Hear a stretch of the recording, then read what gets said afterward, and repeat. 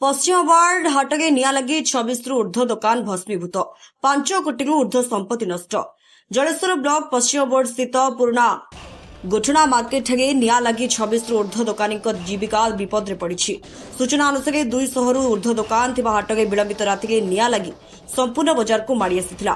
ଦୁଇ ଅଗ୍ନିଶମ ବାହିନୀ ଓ ପୁଲିସ ଘଟଣାସ୍ଥଳରେ ପହଞ୍ଚିଲା ବେଳକୁ ନିଆଁର କରାଳ ରୂପରେ 26ରୁ ଉର୍ଦ୍ଧ୍ୱ ଦୋକାନ ଭସ୍ମୀଭୂତ ହୋଇସାରିଥିଲା।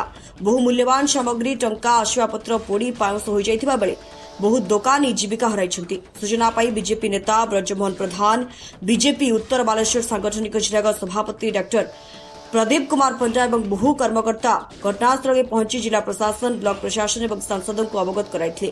जलेश्वर बीडीओ गौरांगचरण घोष, तहसीलदार सत्यजित महांती और ब्लॉक कर्मचारी प्रमुख उपस्थित हो क्षयक्षति आकलन करते। उक्त पुरातन डेली बजार टी ध्वंस हो जाइतिबा बेले सेठारे नूतन मार्केट बिल्डिंग और अग्नि विपन्न को सरकारी सहायता जोगाई देबाकू सरपंच शंभुनाथ जेना, जयकृष्ण अंडिया, समिति सभ्य हरीश महालिक प्रमुख नेतृमंडली दावी करिसेंती।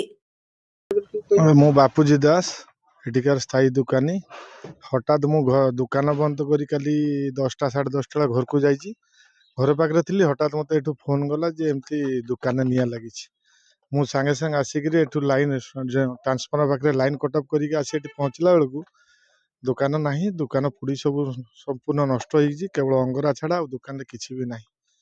सरकार को आम अनुरोध करूँ, ब्रज भाई भी आसते, तहसीलदार आसते, अनुधान कले।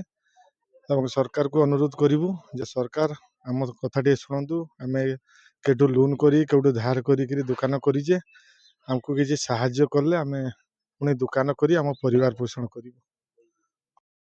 Baleshwar special reporter Banawali Mahakud report, स्वतंत्र।